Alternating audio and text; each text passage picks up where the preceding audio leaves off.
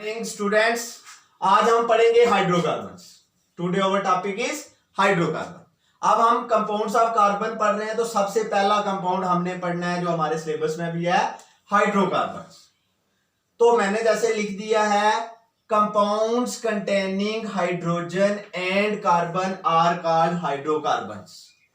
Okay, अब आपको पता है कि जैसे कार्बन के जितने कंपाउंड्स होते हैं उनको हम सैचुरेटेड और अनसैचुरेटेड कंपाउंड्स में डिफाइन कर सकते हैं, तो वैसे ही हमने हाइड्रोकार्बन को भी दो टाइप्स होती हैं। कौन कौन सी? सैचुरेटेड हाइड्रोकार्बन्स और अनसैचुरेटेड हाइड्रोकार्बन्स।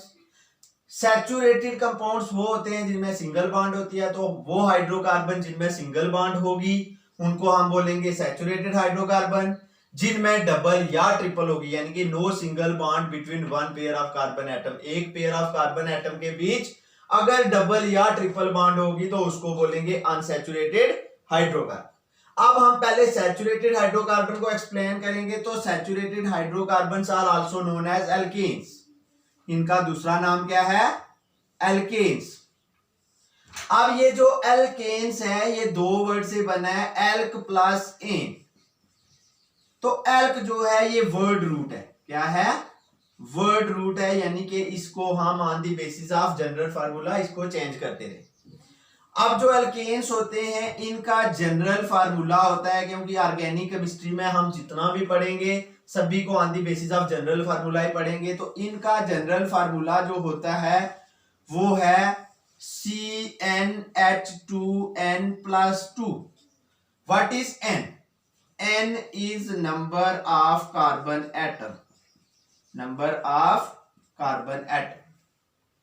अब ये जो n है ये 1 से लेके हम कहीं तक भी पुट कर सकते हैं वैल्यू, और उसी के बेस पे उसका नाम भी आएगा।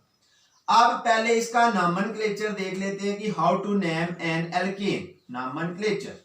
Nomenclature mean how to name, किसी का नाम कैसे दे सकते। तो नॉमेनक्लेचर जो एल्केन्स को कैसे देते हैं, alkanes are named by using suffix ane, by using suffix ANE, यानी कि वर्ड रूट के आगे हमने AN। अब हमने क्या करना है कि ये जो n की वैल्यू है ये 1 से लेके 10 तक हमारे 10th में है। तो हमने 1 2 यानी कि n को अगर हम 1 पुट करेंगे तो हम रूट वर्ड जो वर्ड रूट है उसका क्या लगाएंगे। वर्ड रूट 1 के लिए है मैथ, n2 होगा तो इसके लिए है एथ, n3 होगा तो इसके लिए है प्रॉप, n4 है तो इसके लिए ब्यूट, n5 है तो इसके लिए पेंट, n6 है तो इसके लिए हेक्स, n7 है तो इसके लिए हेप्ट या सेप्ट, जो मर्जी लगाओ, n8 है तो इसके लिए ऑक्ट, n9 है इसके लिए नन, और n10 है तो इसके लिए डेक। अब इसके बेस पे मैं आपको बताऊंगा कि ये जनरल फार्मूला है और ये हमारे वर्ड रूट है, इनको लेके हम जो एल्केन है इनके नेम कैसे लिखेंगे। पहले मैं नेम लिखने आपको बता दूं कि हम नेम कैसे लिखेंगे, फिर मैं आपको बताऊंगा कि इनके भी सिंगल बॉन्ड कैसे। अब हमारा फार्मूला है CnH2n+2। अब इसमें हम n को 1 पुट करेंगे, यानी कि n के प्लेस पे 1, H2 मल्टीप्लाइड बाय n की जगह 1 + 2। अब C1 है अल्फाबेट के साथ 1 तो हम लिखेंगे नहीं, तो 2 1 2 + 2 यानी कि CH4 बन गया। अब n1 के लिए स्टूडेंट हम क्या लेते हैं, मैथ, और नॉमेनक्लेचर में मैंने बताया था कि आगे हम क्या लगाएंगे, एन, तो बन गया मिथेन। Okay, clear. अब हम जैसे मैं सपोज करता हूं n को 4 पुट कर लेते हैं। कितना पुट कर लेते हैं? 4। अब C आ जाएगा 4, H2 मल्टीप्लाइड बाय n की जगह आ जाएगा 4 + 2, तो C4 आ जाएगा 8 4 4 2 8 + 2 आ जाएगा, तो ये C4 H10 आ जाएगा। अब हम देखेंगे कि N4 के लिए हमने कौन सा, N4 के लिए लेते हैं ब्यूट, तो आगे लेंगे एन, तो बन जाएगा ब्यूटेन। ऐसे मुझे लगता है कि आप जो है 10 तक, अब कोई प्रॉब्लम आपको 10 तक बनाने में जैसे 10 वाला होगा डिकेन, 9 वाला नोनेन, 8 वाला ऑक्टेन, 7 वाला हेप्टेन, 6 वाला हेक्सेन। और नॉर्मली अगर आप इसे अपने हिसाब से देखो तो एल्केन जो है वो डबल+2 होता है, डबल+2, यानी कि सी का जितना नंबर होगा उसके डबल से 2 ज्यादा आपने लेना है। जैसे मुझे कोई बोलता है कि जल्दी से हेक्सेन का बताओ, तो मुझे पता है C6 होगा क्योंकि हेक्सेन है, और H12 नहीं 14 होगा। कैसे? 12+2 यानी कि डबल से 2 ज्यादा, तो C6H14 हो जाएगा। ओके, क्लियर है कौन सा सैचुरेटेड हाइड्रोकार्बन। अब मैं पहले आपको अनसैचुरेटेड हाइड्रोकार्बन के भी फार्मूले बताऊंगा, उसके बाद इन सभी के स्ट्रक्चर्स बताऊंगा।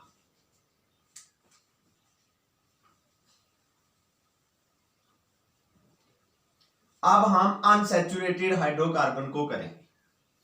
अनसैचुरेटेड हाइड्रोकार्बन आगे 2 टाइप का होता है, एल्कीन और एल्काइन। पहले एल्कीन क्या होता है? Alkene, those hydrocarbon in which there is double bond,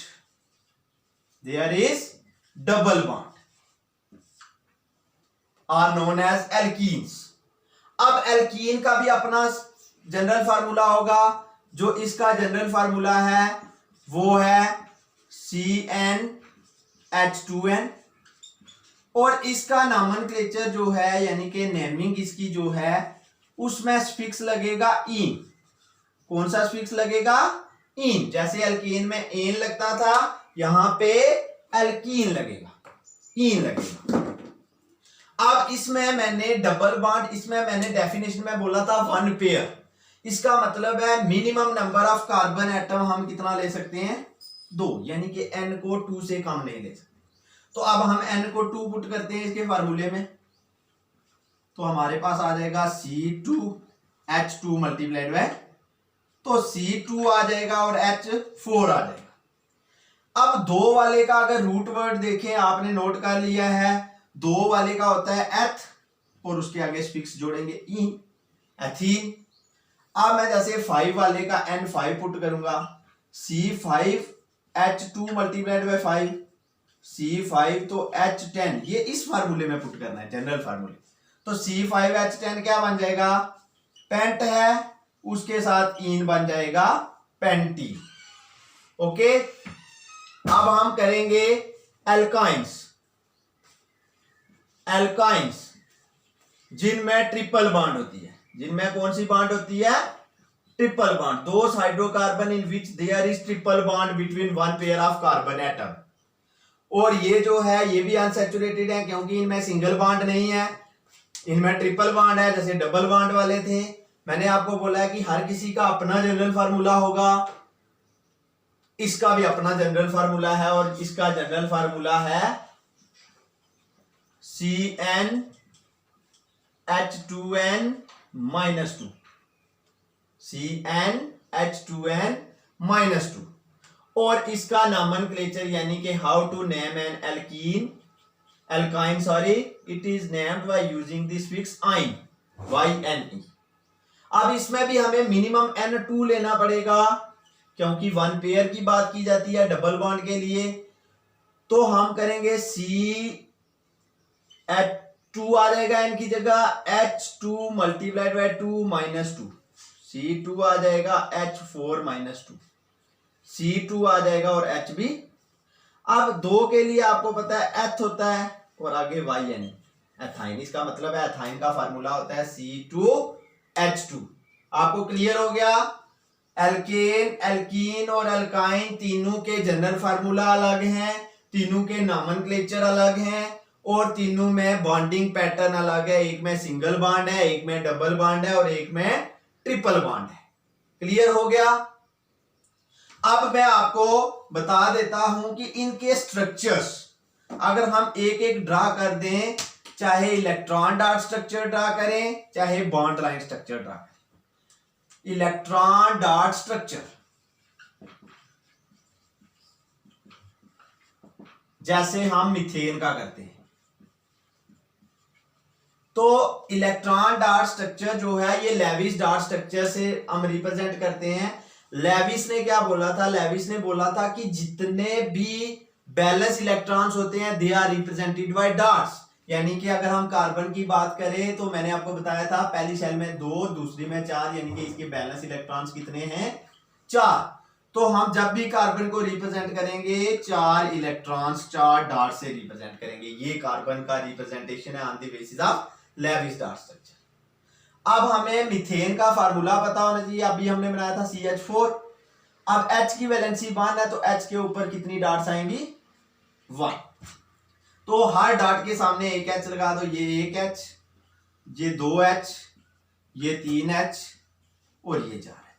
अब स्टूडेंट्स मैंने आपको बोला था कि बॉन्डिंग कोई क्यों करता है? अपने ऑक्टेट को कंप्लीट करने के लिए।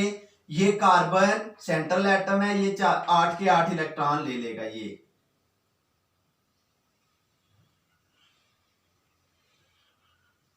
अब ये जो H है इनको 2 लेने हैं, 2 कंप्लीट करने हैं, तो ये 2 ले लेंगे।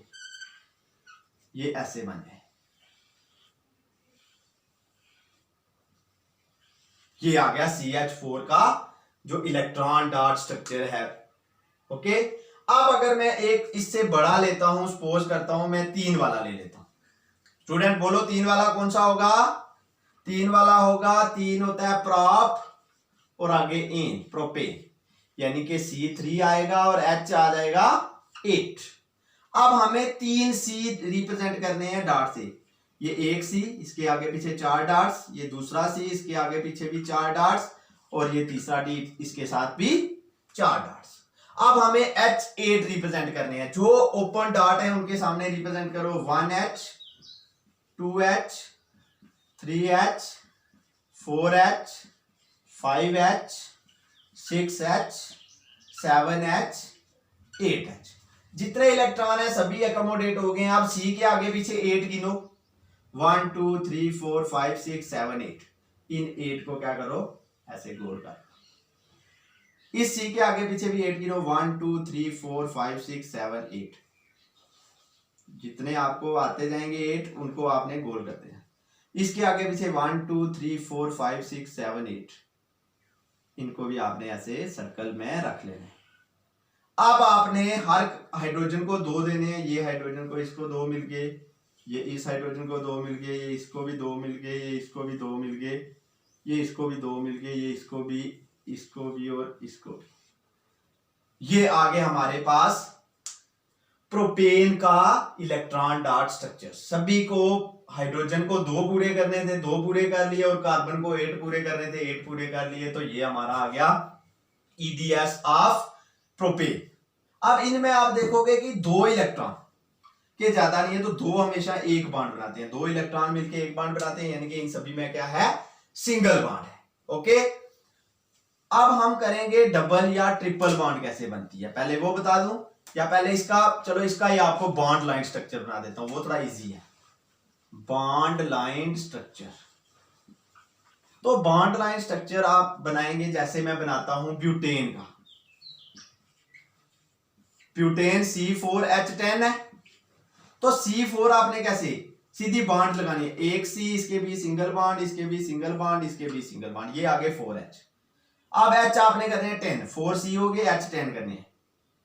1 2 3 4 5 6 7 8 9 10, तो H कितने हुए? पूरे 10।